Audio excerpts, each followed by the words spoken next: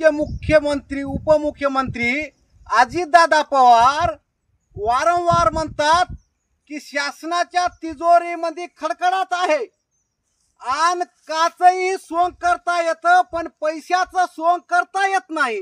मग 86,000 कोटीचा शक्तीपीठ कर्ज काढून त्याची गरज नसताना ते करण्याचा घाट शेतकऱ्यावर घालीत आहेत आणि आता अतिवृष्टी झाली पहा शेतकऱ्याच्या सोयाबीन पुरं पाण्यात गेलं जमीन खरडून गेली तेच पैसे या शेतकऱ्यांना द्यायचे कर्जमाफी करायची शेतकऱ्याच्या पाठीशी उभं राहायचं ते सोडून अजितदादा मुख्यमंत्री सर्वांना विनंती आहे की या वेळेस सगळं काही तुमची योग्य वेळ हीच आहे की शेतकऱ्याच्या पाठीमागे राहून शेतकऱ्याला वाचवा।